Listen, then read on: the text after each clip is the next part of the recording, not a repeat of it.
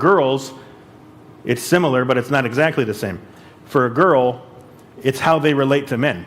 If they don't have a strong male figure there, they don't understand how to talk to them. They don't understand how to relate to them. They don't get a picture of what maybe a man should be. Hopefully they treat them right, and they're able to show them. But if they don't have a male figure to show them that, what it means to not only treat them right, but treat their mother right, which we'll get into later, they don't understand what a healthy relationship looks like. Which is why a lot of girls that grow up in fatherless homes end up in cycles of relationship after relationship. And a lot of times, they're abusive because they don't understand what criteria they need to find a good man.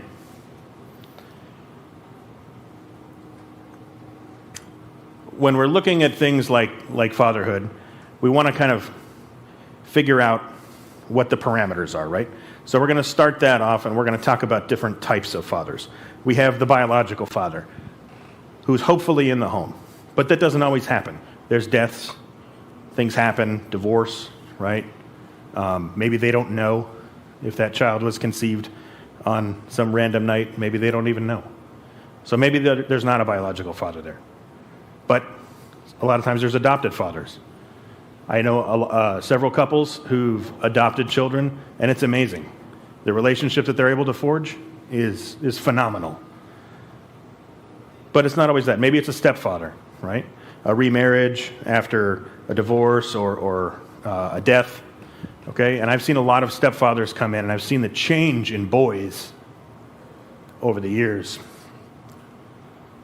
when they go from having no figure in the home to having a stepfather that comes in and starts to guide them. The change is amazing.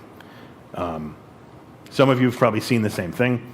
It's phenomenal what happens in that, even in a short period of time. Uncles, grandfathers, right? They can still fulfill those roles. They may not be there 24/7.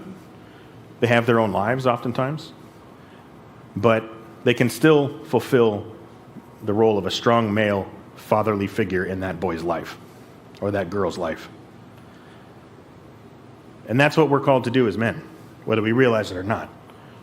A big part of what we do, we have a whole section of our anatomy that is dedicated to making babies, to being fathers, right? One comes before the other, usually. But that's what we're designed to do. We also have a category of spiritual fathers. I've mentioned it a little bit. That's usually a male spiritual mentor. Well, it should be a male spiritual mentor. They can mentor men and they can mentor women. There are some churches where they don't want that to happen. That's not the case here. It's okay. Usually it's a couple that you're going after, though, right? So you want to find that apostolic couple that can do that for you. The concept that we're trying to get across today is that every man has the ability to do these things. You may not be a physical father. You may not have any biological children. But there are other options in the physical. But you also need to be a spiritual father. And for those of us who have had spiritual fathers, and those of us who are looking for spiritual fathers, you'll have more than one throughout your life. It's not a one and done. We moved around a lot because of the Army and work and stuff like that. And that's fine. You make relationships during that time that you're there. You cultivate them. You grow. When you move on, you do the same thing. That goes for both fathering and being fathered. Well, what are the traits of a physical father? So a physical father, first off, they have to be involved, right? Involvement and being present is first and foremost before anything else, because everything hinges on that. If they're not there, you can't do the rest of it. So they have to be physically present. And the text that we're going to use today for this portion is Ephesians 6:4. It says, "Fathers, do not exasperate your children. Instead, bring them up in the training and instruction of the Lord." All right, well, what does that mean?